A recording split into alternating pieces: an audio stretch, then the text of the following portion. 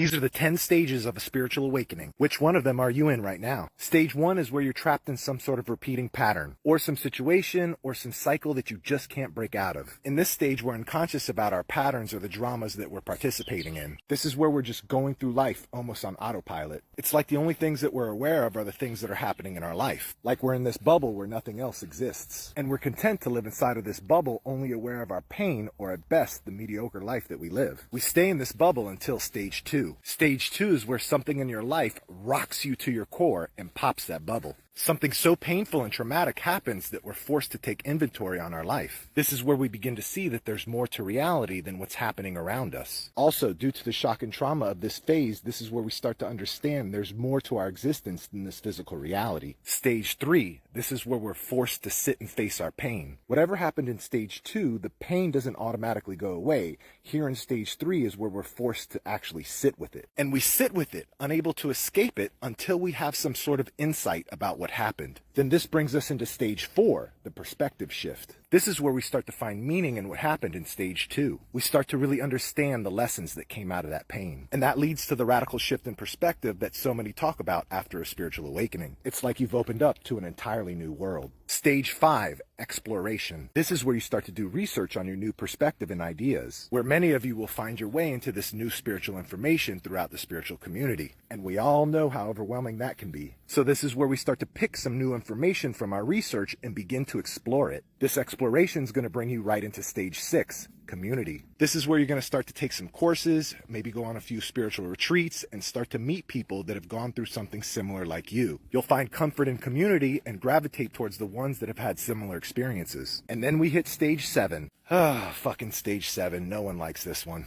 This is where your old patterns and beliefs that you had before your spiritual awakening come to bite you in the ass. We've been busy exploring, researching, and enjoying our new community. Our perspective has completely shifted and we've opened up to this wonderful, amazing new reality. There's so many wonderful things that you've learned about that you can't wait to explore. But the emotional baggage that we accumulated prior to our awakening is still with us. Then we yo-yo back and forth from this amazing new world back into our old beliefs and patterns. We find something new to explore to distract us from our pain, and we stay in this cycle until one of two things happen. We're either going to get sick and tired of the roller coaster we're on and move into the next phase, or we're going to experience another stage 2 spiritual awakening. One way or another, you're going to make it into stage 8, and this is where we heal. We get here once we've explored all of the superficial spiritual healing modalities and realize that nothing permanently lasts. So we decide to really face our pain and go and do some deep healing work. This is where we finally decide to work with professionals that are trained specifically for trauma. We face the awful things that happened to us as a child, the things that we've been trying to forget our entire adult life but haven't been able to. We get help processing grief from that tragic loss. We face all of the traumatic experiences that caused shock in our body. Now, this is the most difficult,